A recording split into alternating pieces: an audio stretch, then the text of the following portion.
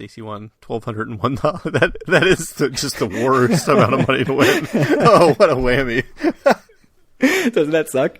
It's like $1,201 and change. Like, how much worse is that than $11.99? I know, like a ton.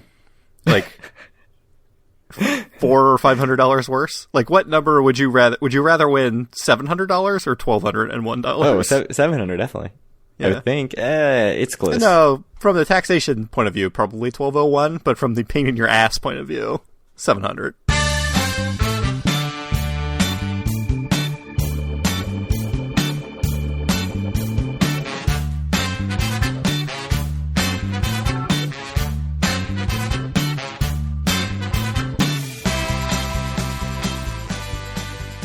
Howdy, it's Wednesday, December 18th, 2019, and this is episode 114 of Due for a Win, the Atlantic City and Casino Biz podcast.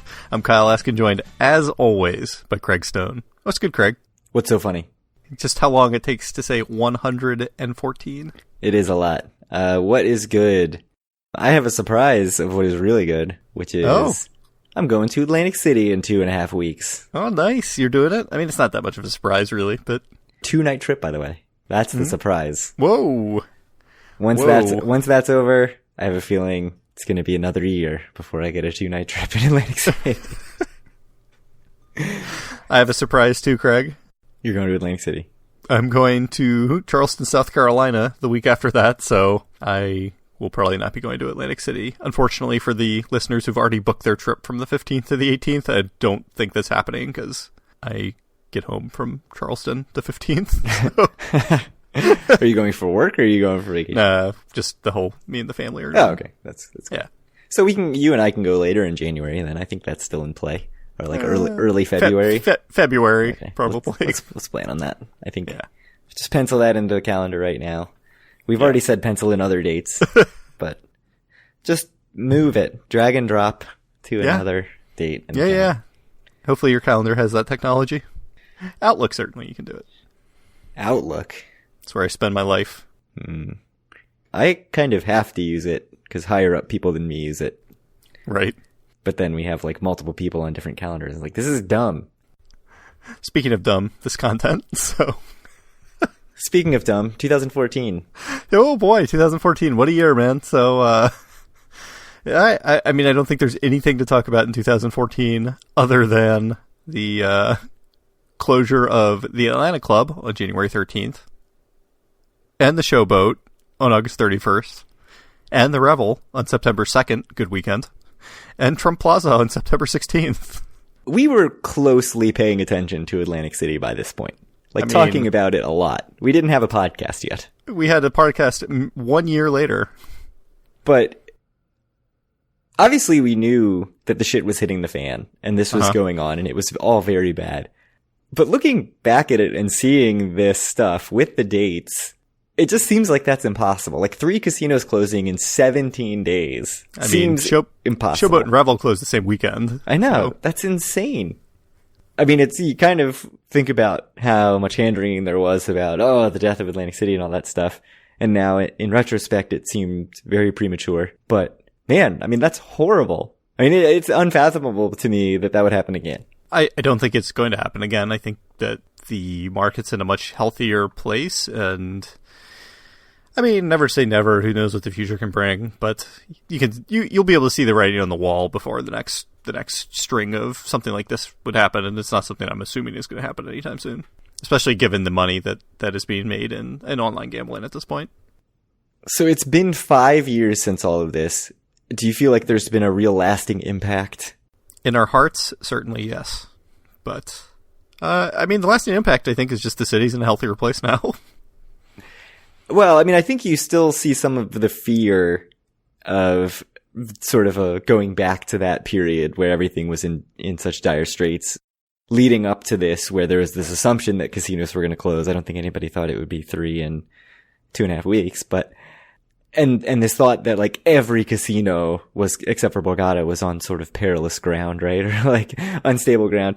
And I mean, my personal thought is that this push that there's been, or suggestion that there's been, to limit the amount of casino licenses in Atlantic City is really based on the fear that you'd have this 4 casino closures in a year thing happen again.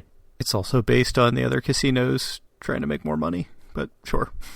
Right, yes. I mean, it's one of those things where it's easy to spin it as like, oh, we're looking out for the best interest. But in reality, you know, the only reason that any state is limiting the amount of gambling licenses is to line the pockets of the preferred players in this, right? I don't think there's any altruistic motive to limiting the number of casinos. And to sell it to voters to be like, hey, there's not going to be a casino on every block, which obviously not a concern in Atlantic City. Right. Anyways, that's a conversation we've had before. Yeah, what happened in 1914? It was very hard to find something for 1914, but luckily I did find, actually because very recently there was an article in the Press of Atlantic City about some storms that hit in 1914, I think through 1916. And that looped back to an article about one of those storms from a front page of the Atlantic City Review about a January 4th storm. And the front page has all of the information about it, including some very choice 1914 journalistic headlines and subheads and everything that I just really enjoyed reading and will link to in the show notes.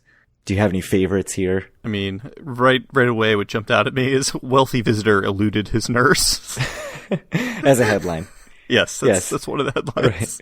Right. And by the way, you can't actually read any of the stories, so you just get the headlines, and you have to just guess what it's about. Yes, I was kind of disappointed. Even blown up, you can't read the stories. It's just too grainy. So the big main headline is destruction on Lower Beach during a furious coast storm, which, you know, it's about the storm. But then the subhead has a lot of Atlantic City and area information, like boardwalk shattered and bulkheads underpinned at Ventnor. Undermined, yes. Wow. Can't read. Well, my favorite's the next line. The wooden elephant saved, which we all know what the wooden elephant is. Yes. But hotels and cottages are destroyed at Margate. Lucy is stronger than the storm. That's right. Lucy is stronger than any storm. Smashing of Old Ocean Pier wreck and fishing deck of $1 million pier principal damage here. In Atlantic City. Yes. So lots of stuff about our favorite old-timey piers. And then the next thing it says is Gale's highest velocity under 40 miles an hour, which seems like anticlimactic. I mean, that seems just like a Thursday in Hoboken or Jersey City, so I'm kind of confused about... Like, it's wintertime, the wind's always blowing. Yeah, I don't understand how it does that much damage, but there's some other good storm stuff, such as $3,000 yacht is sunk. Brigantine is off the map, great shock. Manyboatswrecked, all one word, because they had to close up the kerning to fit it into the one line. Just a lot of good stuff. I think those are the main storm-related ones. But then at the bottom half, under the fold, in journalism speak, there is some really amazing headline stuff, like the one you mentioned. Wealthy visitor eluded his nurse. That is not under the fold. That is like front and center. Oh yes, you're right. It's smack in the middle. Wealthy visitor eluded his nurse. Under the fold, you get things such as great rube, in quotes, is arrested. Rube, I guess, was just like the vernacular of the day. Everybody was a rube back in those days. Missionary's home, larger. That's right. Additional lot is acquired in Ventnor, and another building will be erected. Yes, yeah. I really do like Manyboatswrecked with no spaces in it, though. I think that might be my favorite part. We're going to have to name the episode Manyboatswrecked. All one word. One word. Yes. One word. Also, like big gains at the post office. Right, like they're looking. It sounds like it's like got a gym in the back or something. I was thinking like they're looking at the post office data the way we look at the Atlantic City casino. Maybe. I mean, I think that's actually what they're doing. But. Oh yeah, it talks about receipts. Oh yeah. Anyways, I think that's enough 1914, but I will link to that glorious newspaper front page so that you can all look at it. I mean, I don't think it's quite up to the standards of like. I don't even know which year it was, if it was like 1899 or 1903 when we read the article by the guy that just talked to every woman on the boardwalk. Yeah, that was great. Talked about where she was from. Yes. And how handsome she was, yes. and what she was doing in the city. That article was the basis, the inspiration for Rube's Easter at Atlantic City. Which, by the way, no one has uploaded yet, to my knowledge. I know. And in fact, it would be even worse if you had, because I've not been made aware of it. Yeah. speaking of movies in Atlantic City, should we get into the mailbag? Yeah, go for it. That segue will make sense in a second. So we asked for mailbag questions at the end of last episode, and actually very quickly some people reached out, so that was good. Got some emails, some Facebook messages, some tweets. So the first question is from Chris DeMoro, who you will recognize from the Art in the Game podcast, the Springfield, Massachusetts gambling podcast. How could you possibly claim to be an Atlantic City podcast and not have any scoop on the new SpongeBob movie? Just my main thought is that I don't actually think this guy exists. I think it's just Vito's second podcast, but go ahead. So I didn't know this movie existed, so I've brought great shame to the Due for a Win name. But if you watch the trailer, which I'll link to, you can fast forward straight to 1 minute and 9 seconds, and there's about 30 seconds of the lost city of Atlantic City, which is where SpongeBob and Patrick end up, and it's very much more neon than Atlantic City is, and looks nicer despite its underwater nature than lots of Atlantic City. But there's some casino scenes, there's the skyline of Atlantic City that looks nothing like Atlantic City, but has casinos and roller coasters and a Ferris wheel. There's some people offering up some boardwalk treats to SpongeBob and Patrick. It's worth checking out, and I'm very excited about it. Are you going to see the movie? So I like SpongeBob, I have to say. I never saw the previous movie, which I also wanted to see and didn't see, but it didn't have Atlantic City. So if it ends up on some streaming service, I'll watch it. Yeah, how's that? It'll be a tax write-off for us if you go watch it. I should just take my daughter. She would like it. She likes SpongeBob. I'll just tax take her. Write-off. There's a scene in the trailer where they're playing roulette. Yep. Clearly, I should take my daughter to see a movie where they talk about gambling and show clearly how fun it is. I'm sure nothing will go wrong when they're gambling in the lost city of Atlantic City. Your parents would be impressed by your parenting, I'm sure. They would. It's SpongeBob. So any other thoughts on the SpongeBob movie? Not really. Most important film since the Rubes Easter at Atlantic City. Yep. So thanks Vito for sending us that question. Unbelievable. Do you want to do the next question? Sure. So, Paul, you say not that Paul. I'm assuming not that Paul. Yeah. All I saw was Paul in the email. Yeah. I didn't recognize the email address. So, probably not your brother.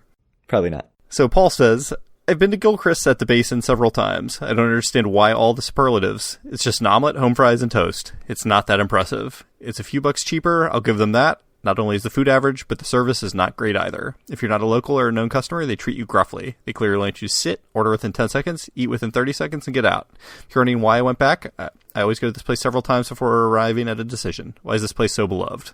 I don't care that it's been there since 1946. So, as listeners probably know, me and you both adore Gilchrist and think it's great. But I have to say that this email is certainly not without merit. No, the criticism rings true. Certainly the service stuff. If you're at the Gardener's Basin one, they want you out. Yes. I do think that at the Tropicana location, it's much more like high schoolers and stuff that serve you. And it seems like a lot of times if you're out at Gardener's Basin, it's more people who seem like they've worked there for 50 years and want you to just get in and get out and move on with your life. For me, the food at Gilchrist, it's not uniformly spectacular. It's like there are specific things you have to order. I agree with you. I think the home fries are bad. Yeah, frankly. legitimately bad. I think they're legitimately just like not very good. Some of the breakfast meat I've had there is also legitimately bad. Like I think the turkey sausage that you always get is not good. Tastes like nothing. So I've never had an omelet there, but for me, the things that do it are the pancakes. I think are just spectacular. So highly, highly, highly recommend the pancakes if you're not doing pancakes because you don't think they're healthy, which is something I understand.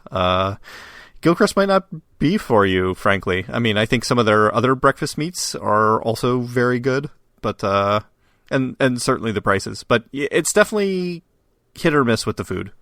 Yeah, I mean, to me, the only thing that I crave about Gilchrist, but I do really love it, is the pancakes. It's the best pancakes I've ever had. Spectacular. So and I wouldn't recommend it if you were like, oh yeah, I really want, a breakfast sandwich or something. There are other places you can go for that. I mean, bread and butter. Bread and butter. Yeah. Even Bill's Gyro Souvlaki probably similarly priced, and it's Oh, going to they have can a give lot you a of nice greasy breakfast sandwich, similar I'm sure. stuff. Yeah, greasy bread, probably good omelet with whatever mixins you However, want. if you want a breakfast sandwich, Do for a Win does not recommend going to White House in the Hard Rock. Not a good breakfast sandwich. Yeah, it's a large sub, right?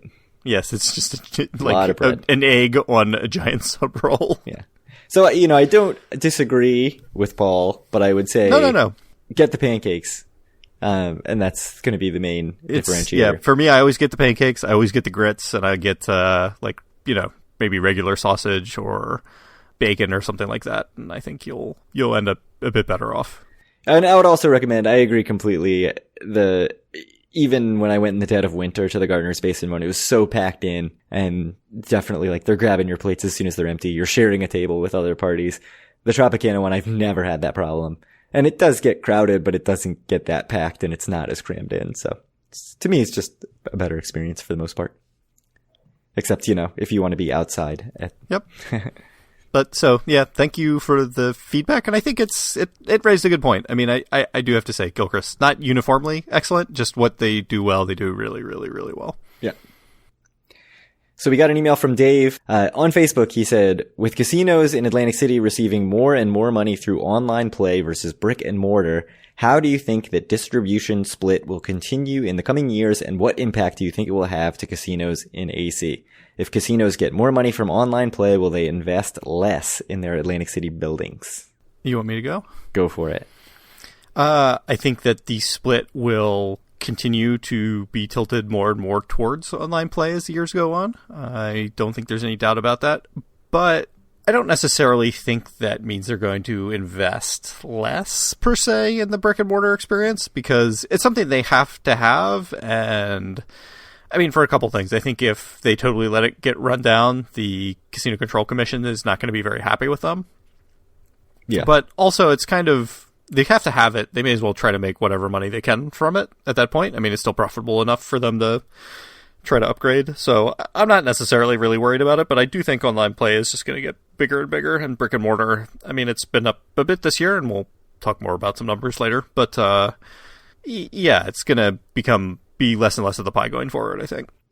It's an interesting question in that, you could certainly see the hypothetical where that would be the case. But if you look at currently the companies that are putting not a lot of money, not deploying the capital dollars, it's Caesars, right? And they are not as well represented online. It's especially not in terms of their percentage of revenue versus brick and mortar. And they're the ones who are not putting a ton of money into Caesars and Bally's. They are putting money into Harrah's. But you'd think that if it would be like Resorts and Golden Nugget not putting money in because they're really seeing a big percentage of their income. So I would think, to me, the hypothetical would be like, oh yeah, what happens if Resorts or Golden Nugget really almost bottoms out in terms of brick and mortar revenue, but they're raking it in online? Would they then say like, okay, we just have this license?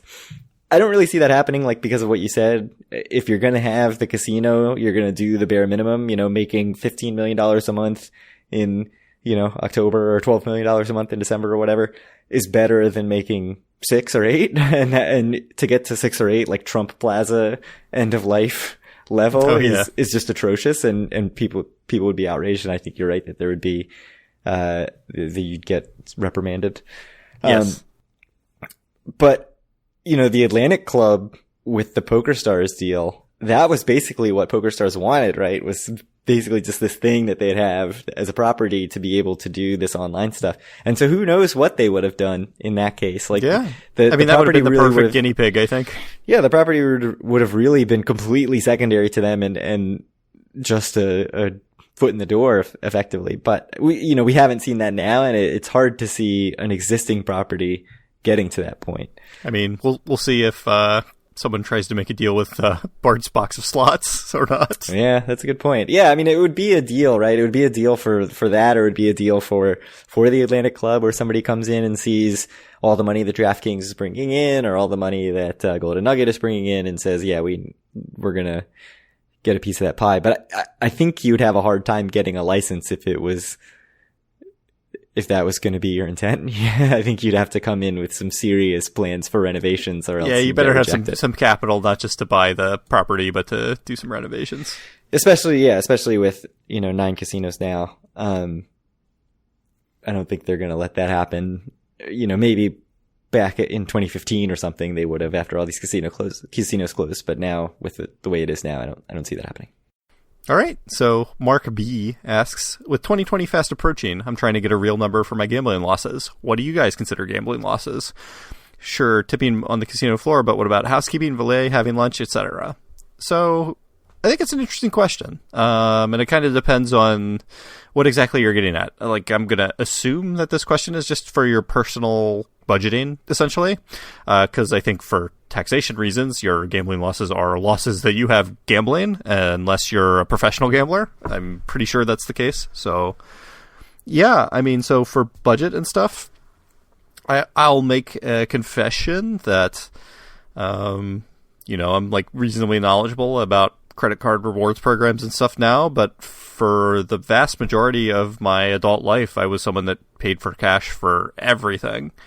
So for me, I didn't really know what I lost gambling per se, but I knew how much money I brought to Atlantic City and how much money I had going home. And so it was always pretty straightforward for me. Like, I considered kind of the trip cost as a whole. What do you do? So I think that's incredibly common. What you do is you bring a wad of cash, fat stacks of cash, and then you just subtract your starting point by whatever it is that you end up with once you get home, and you say, that's how much I lost, and everything's lumped into there. I am someone who, every time I get up from a table or a slot machine or whatever, I punch in exactly what I lost on that machine. I'm also someone who pays with credit card whenever I can possibly pay with credit card, even going back, since before I was going to Atlantic City. So I track very closely, but it was an interesting question. So I don't count anything that doesn't happen on the casino floor in my gambling losses. So I don't count, well, I never tip valet, but I never take valet. If I took valet, I would tip. Tipping housekeeping, I don't include that. Meals, I don't include that as part of my gambling losses. If I end up calculating like trip costs at the end of the trip, I include that, but I usually don't even worry about trip costs generally. I just think about the gambling dollars. So the one interesting thing is he says, sure, include tips.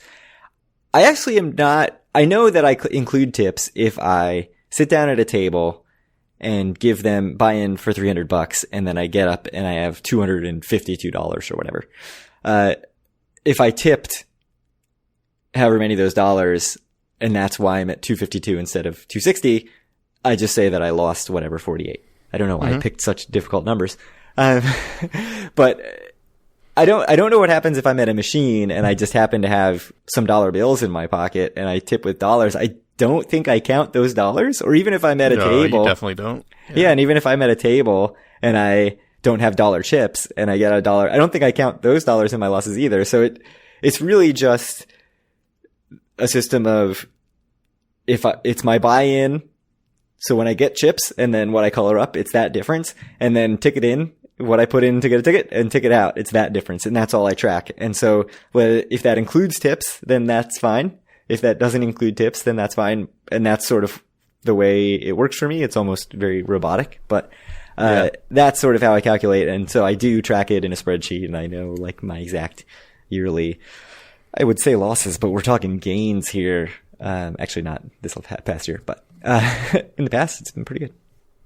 Yeah, I mean, but for real people who actually are trying to budget instead of just have a bizarre obsession with their gambling wins and losses, I think the idea of, if you're not going to be spending this money, like if you're not going to go out and eat all the time at home like you do when you're on a trip to Atlantic City, like I think it's definitely worth considering that if you're trying to figure out how to budget your money. So yeah, so I did use these numbers. Now I sort of know what my tendencies are, and I've figured out pretty much what I need to bring per day. And don't worry too much about the actual numbers that I've lost in previous trips. But this is how I came up with, like, if I bring X for 3 days, I know that I'm going to be fine because I don't hit that number.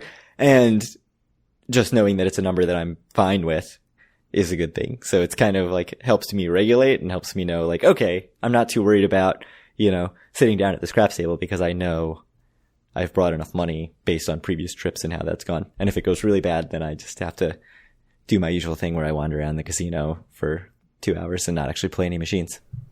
Yeah. So, I mean, I think at the end of the day, my advice is when I was younger and like I was concerned about budgeting a bit more strictly. Like my gambling trip was thought of in terms of the trip as a whole. Like every dollar I spent was kind of part of the cost of going to Atlantic City, whether it was gambling or food or whatever. And now that I'm a bit older, luckily, and it's more of a recreational thing, I tend to keep more track, and I don't really keep track at all, frankly, but of just the gambling numbers, and I don't think too much about the restaurants or the hotels or whatever as part of my trips. One thing I do keep track of, or not keep track of, but, if I've lost some amount of money gambling and I've gotten a comped room, I will make myself feel better by saying, oh, well, I got a comped room. And, you can only use that comped room to overwrite so many things. Sounds like a super reasonable thing to think. But that's the magic of the comped room, and really comps in general. It's like, well, I did get, a free buffet, so it's fine that I lost $300 at the craps table just now. Yeah. I got a free drink, so it's... Anyways. Thank you very much, Mark B., for your question. I thought it was an excellent question. So, finally, Nick M. sent an email. What are Craig's top 5 favorite slots beside Wonka and Buffalo? It's really tough because the answers are Wonka and Buffalo. Are probably 4 varieties of Buffalo and 1 of Wonka. Buffalo Gold Collection is my current favorite. But I had to think. So I wanted to only include slots that are still available somewhere in Atlantic City. So let me, before you answer, I'll give you the real answer.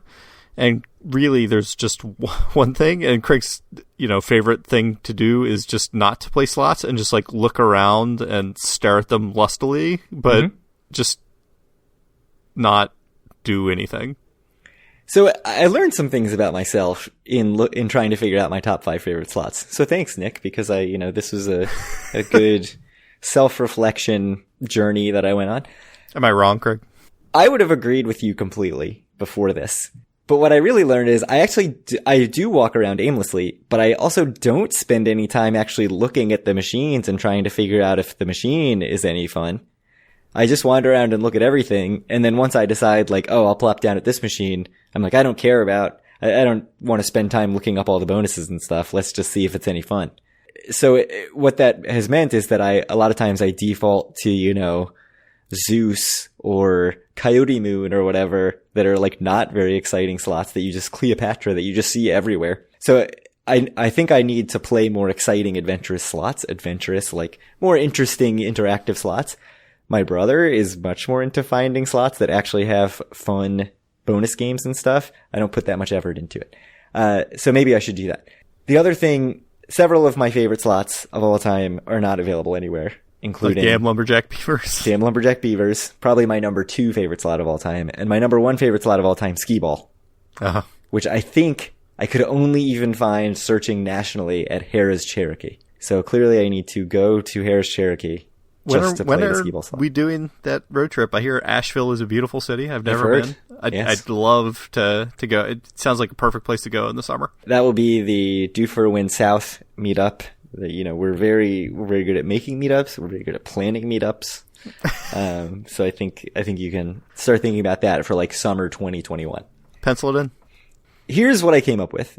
I originally didn't have this on the list because I thought it was gone the way of Damn Lumberjack Beavers and Skee Ball. Seal the Deal, which there used to be multiple machines at Showboat, and that's where I discovered it and played it a ton. There was like this sort of weird back entrance to the casino. If you came out of the hotel towers, you could go down a little stairwell that was like to a bunch of slots at the Showboat. If you went to the Showboat a lot, you know what I'm talking about. And there were multiple Seal the Deal machines there, and that's where I first played it. And Seal the Deal, I think, is sort of similar, just like a reskinned version of the original Buffalo, I want to say. It's like pretty similar, except with seals. But if you get seals, it made this weird seal sound. And it seemed like, the amount of times that you would get the seals and you'd hear the seal barking was pretty decent, and it made your money last a decent amount of time. So I love Seal the Deal. It's totally a stupid thing. It was also one of the first machines that I played where I noticed that it gives you messages like, that was quite a good spin, and things like that when you, like, just when you won text. like 12 cents on like a 50-cent spin. Yeah, and like a 30-cent bet, you'd win like 35 cents. Like, let's see you do that again. Which I also found very amusing. Probably on several 6-ounce pours of Coors Light at the showboat. So that's my number one, which is still at Borgata. I have played at the machine at Borgata. It's tucked way over in a corner, but they do still have it. Another one that actually is not really around, Dean Martin's Wild Party.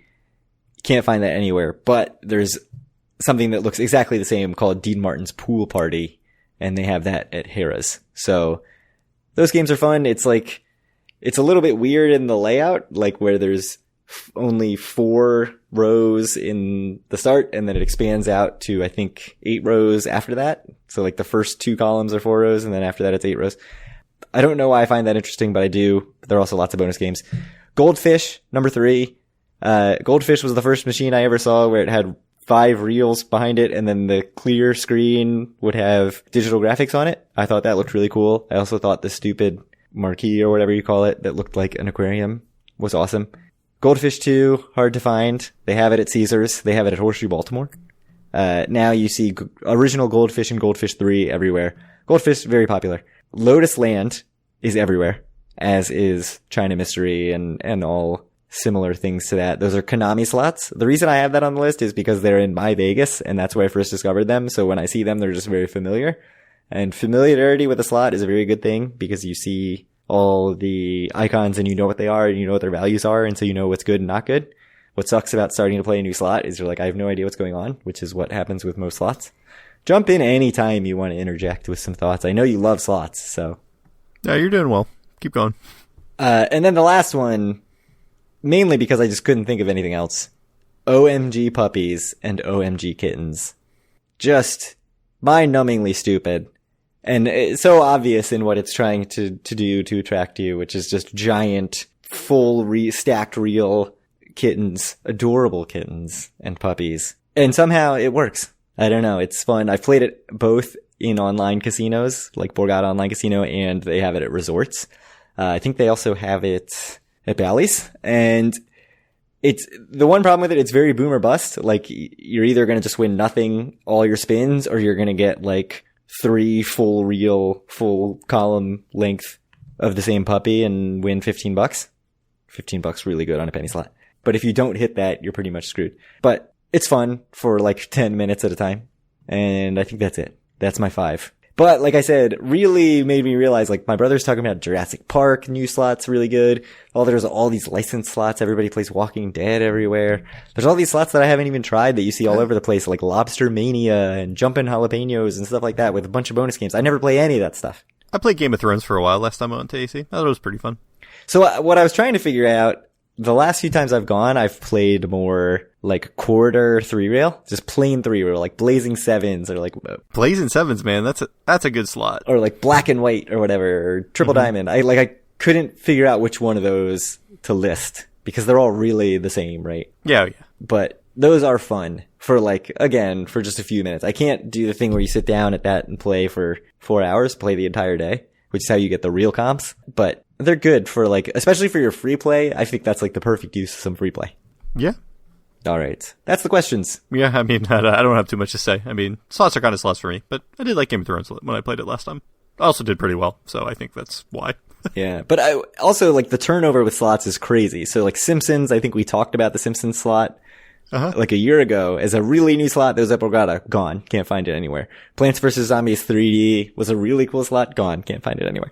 Danger Arena. Oh, yeah, I did want to give an honorable mention to, Danger Arena and Nothing But Net. Nothing But Net was actually fun. Those are all gone. I mean, that's not as shocking that those are gone. But licensed slots are just in and out so fast. It's really they are constantly getting data on what is the most effective use of their floor space, of their slot space. And if it is not working, it is gone. So don't fall in love with any slots is my biggest advice, because unless it's, Zeus or Goldfish or anything by Konami, it's probably going to get swapped out at some point in the very near future. All right, so I think we're done with our mailbag section. So thank you all very much for sending in questions. And we have a couple pieces of news I think we can blow through pretty quickly. So Caesars is spending $24 million to redo the Marina Tower, which is the only tower they haven't renovated in recent history, right? It is. They're gonna rename it the Laguna Tower. So every tower, well, Bayview Waterfront's still the same. And they've now renamed the harbor and marina, or will have renamed harbor and marina. Mm-hmm. So it will be the Laguna Tower. Are you excited? Super excited. It's good that they aren't going to have any like crappy old rooms anymore. I think that's something that Atlantic City really needs to get rid of. Like your base room should never be just awful, looks like it should be in a motel kind of stuff. And I think once this is done, Bally's will be the last really butt room in the city. I mean, I don't know. Have you ever been to the West Tower? So the West Tower is renovated though. I agree that they're not good rooms, and I don't like the Forum Tower at Caesar's rooms really. Like I think those they're rooms, renovated they're like fine, but I don't want to be nice in quotes, but they're not actually pleasant to stay in at all. Right. But as far as just like old unrenovated rooms, I actually thought the Marina Tower and the Harbor Tower both always like looked okay. Personally, I haven't stayed in them in quite a while though, but it was like nothing ever worked in them, and like you know. The showers famously would just always be clogged. Yeah, I mean, really, like, the Centurion Tower rooms, which I really like, are starting to show their age a little bit. I think as much as those Harrah's rooms were, it's just like it feels like the tower itself is just not very good. And the structure of the tower. So I don't know if those things are really fixable with a refresh of the rooms, like, you know, things like the plumbing. But who knows? I'll be interested to see. I mean, I know the Harbor Tower being redone.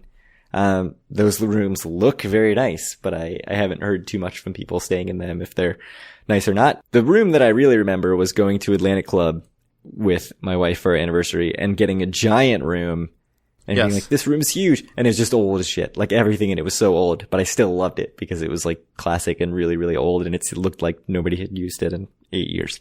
At the room I most remember, I think, like the shittiest room of my life, I think we've talked about this, is I stayed in, it was probably 2008 or something, 2009. I stayed in Bally's Las Vegas, and it was like the oldest, shittiest, most beat up room I've ever stayed in my life. It was not good. But I hear that, like, well, this was like as of 2013 or something, all the rooms were refreshed, and it was supposedly pretty nice, so. Yeah, people like Bally's now. That was worse than our Claridge room? Oh, it's close. It's close. I think, so the Claridge room, like, the problem was, like, the structure more, I think. I think some of the furniture and stuff was okay, right? Yeah, the furniture's pretty old, and it was really cramped. It was small, but again, that's, like, structure, you know, obviously it had, like, the, like, New York public building style toilets, and obviously walls that weren't the thickest in the world, as we found out. But let me tell you, those fixtures in that Bally room I stayed in were very, very bad. Should we talk about CRDA, concerts, Sure. Live Nation? CRDA and Live Nation has entered into a new deal for more beach concerts. So there was some thought, I mean, that deal ended after this past summer. So they've come to a new agreement for the next 3 years. It's $1.8 million total. And included in that is a 3-day event to occur some weekend in the summer of 2020. So the vote through the CRDA was almost unanimous. There was one holdout, and that was Resort CEO Mark Giannantonio. He was the lone no vote, and he said, I've said for years that the beach concerts should be put midweek when we really need the business, not when we're 100% occupied. So his entire argument against it was this 3-day concert being on the weekend, which I think is pretty reasonable. What do you think? It seems highly reasonable, especially for resorts, which can use the help midweek a lot more than probably other casinos can. So, yeah, it just seems really odd to me to put these concerts, especially a big 3-day concert, where, you know, instead of doing it individual weekdays over the course of, even if it's going to be a weekend, like spread it out over multiple weekends, to just have like one summer weekend that's already going to be jam-packed, like extra jam-packed, seems very, very odd to me.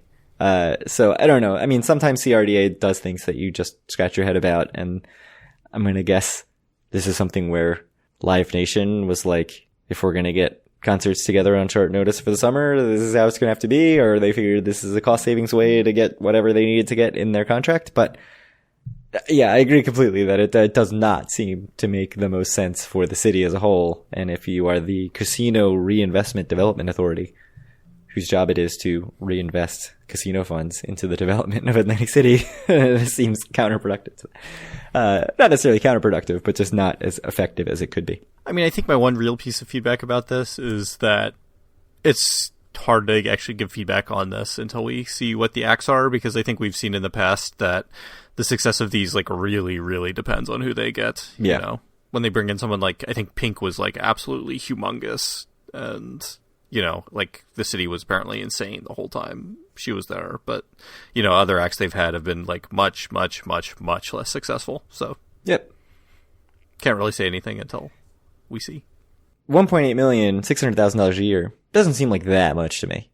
Yeah, no. I mean, it seems pretty reasonable if you get decent acts. I mean, if you get bad acts, then it's not as good of a deal. But like if they're putting on Live Due for a Win podcast on the beach, that's probably not a good use. Not a good way to deploy the capital dollars. No. It's a good way for us to receive the capital dollars, though. I would like to receive some capital dollars. I say that. Yes. We've made no effort to receive any capital dollars. Hey, we have shirts. You should buy them. We're not receiving any capital dollars for those. I sold a shirt, right? That's true. We did. I shipped one out last week. It was great. You're like a regular Santa Claus. But let me tell you, I'm sitting right next to the box. It is still pretty full. Your basement's going to flood, and that'll be it for the shirts. I mean, that would probably be the least of my worries at that point. But not the least of my worries. The sump pump stays up. That's fair. All right, so finally, we just want to talk a little bit about some November data because it came out. So I don't know if you have too much to say about this. I personally don't. The city made $223 million in November compared to $209 million last year. However, there were 5 Saturdays, so that should be taken into account. The only kind of really big things I want to point out is that Caesars had an absolutely incredible month that looks very luck-based, frankly. They made a little over $28 million, which is up over 25%, both month over month and year over year. So I don't expect that to necessarily keep up. But something I do expect to keep up is Ocean made 66% more money than last year, which is they made $19.5 million compared to $11.5 million last year, essentially. So, and that is something that seems like it is a story that has legs. Ocean continues to do relatively well compared to where they were. So it seems like their turnaround is still happening. Yeah, I mean, at first glance, it was like, wow, this was a really great month. But you're right, the 5th Saturday, when you kind of adjust for that, it seems like it's kind of in line with the way it's been. So I don't have too much to say. I mean, no major losers, although resorts being down 15% year over year. They had a very abnormally good month in November of last year. Right. So I think it's normal. Like they're actually flat compared to where they should have been. The only real story I think is Ocean just continuing to just light the world on fire. And by that I mean light the world on fire compared to last year. I do think it's very promising, like them putting up 19.5. Yeah. You know, again, like it's not a great number for as big as that property is, but it's so much better than what they were doing last fall. And I mean, and you really makes you hope that they can keep it going through the winter. It's $20 million in the winter is like reasonably respectable. It's not like embarrassing. Yeah, I mean, it's well ahead of Bally's and resorts. It's pretty decently ahead of Golden Nugget. Like, it's not terrible. I mean, I think the other story for me, you know, Bally's putting up $13.4 million. It's not so good. It's pretty bad. Well, here, if you promise to stay at the bottom of the spreadsheet, I'll give you a quiz. Okay. So, do you want to go through the 2012 rank in revenue? You think you could read it off for me? You can take a guess. For November? Nah, for the whole year. It's not just in the order of the spreadsheet, which is in. It is not. In alphabetical. It is vaguely in the order of the spreadsheet, but. So a little insight: when I created the spreadsheet, I sorted it by rank, and then it's never been resorted, which makes it a big pain every month when I need to go enter the data. Anyways, Number 1, Borgata, obviously. Number 2, Harris. Yep. Number 3, Caesars. Yep. Number 4, Bally's. That is correct. So, I mean, we could keep going, but what a drop they've been. I mean, for a while we talked about, before Borgata opened, they were the highest grossing casino in Atlantic City. Yeah, I mean, Bally's did extremely well for a very, very long time. Now it is the lowest grossing casino in Atlantic City, and it doesn't look like, I mean, they're only a little bit behind resorts. I guess it's possible if they have a good December they could pass them, but yeah, what a fall it's been for them. But anyway, yes, Bally's was 4th. Tropicana 5th? No, Tropicana was really bad. Taj Mahal 5th? Yeah, Taj in 5th by a pretty big margin over 6th. Oh boy, 2012. Tropicana was doing really bad at that point, right? Was it? Is Tropicana 6th? Yeah, it's Tropicana. Okay. 6 down, 6 to go. Oh boy. I can't even remember. Showboat next? Yeah, Showboat's next. And Showboat is well, like $100 million above 7th, so... So now we're into, now we're into the dregs. I'm going to guess... I'll tell you, 7th and 8th are basically almost exactly tied. Resorts? Resorts is 7th, yes, by $300,000 basically over 8th. Well, Revel's going to be last because they opened in in that year. Trump Marina, what we call Golden Nugget. Yeah, Golden Nugget is 8th, or Trump Marina, whatever it was. So we're not sure which it was. I think it. I think it was Golden Nugget then. Yeah. I think it was Golden Nugget. Because just thinking about when we talked about it, which episode we talked about them changing the name. I think it would have been before 2012. So Golden Nugget was 8th. 9th, Trump Plaza. Wait, hold on. I think we're actually on 10th. I think we somehow skipped that number, but like we said all the casinos, but our numbering's wrong. So this is 10th. What'd you say? Trump Plaza. Nope. You have 3 Atlantic Club. Left. Atlantic Club is 10th. And then Trump Plaza. Nope. And then I think we did this wrong. We didn't do it wrong. You just made an assumption that was incorrect. Oh, Revel, not last. You misunderstood how horrible the Trump Plaza was. Oh my goodness! So Revel was ahead of Trump Plaza. 6 months of Revel did beat the Trump Plaza. It was actually 9 months of Revel. Wow, that's pretty bad. Let me tell you, Trump Plaza. Let's see. That's brutal. Trump Plaza had a $17 million Q4 of 2012. Wow. They had a $4.8 million November. Unbelievable. It's bad. It's not a good thing. All right. I mean, they had in 2013, they had a $13 million Q4. All right. Trump Plaza, not a very successful casino. Wow. Oof. Look, their best month of 2013 was an $8 million August. I definitely remember like 6s and 5s, 4.9. They had November July and August were in the 8 millions, and nothing else was above 7. Wow. Yeah, that was a property that got put out of his misery. That was not doing so good. They had a $3.5 million January of 14. I'll forever miss the Starbucks and the bathroom. Indeed. And the Due for a Win logo on top of the building, according to our podcast. Indeed. Well, that was fun. I think that's the first time we've done a quiz since episode 1. So no, we've done them since then. Maybe. I remember doing it in episode 1, though.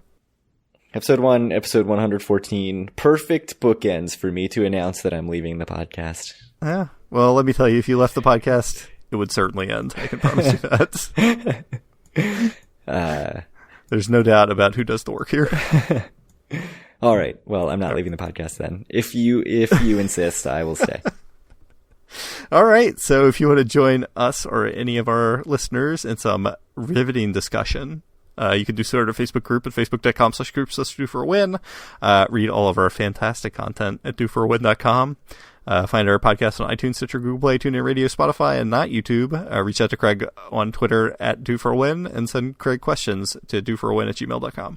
Can't wait to go to Atlantic City, except I'm already stressing about all the planning. Should come as a shock to no one. Yes, never change, Craig. We can talk more about that next show. Yeah, thank you guys very much for listening as always, and we'll talk to you in a couple weeks. And I hope you all have happy holidays and have had a great 2019 and even better 2020.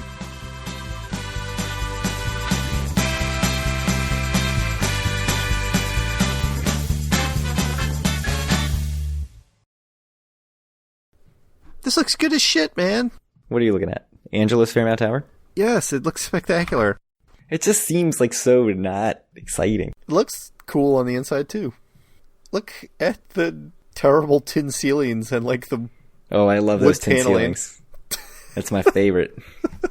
See? I knew you would like it. I did it for you. Oh, man, the bar looks so tacky. It's like 1920s meets, like, 1960s in not a good way. Which means I love it. Like, the bar is 1960s, but everything around it is from, like, the 20s. And there's a giant sign in the background that just says, America, we love it. Why have we never been here? You don't like Italian food? I don't like Italian food.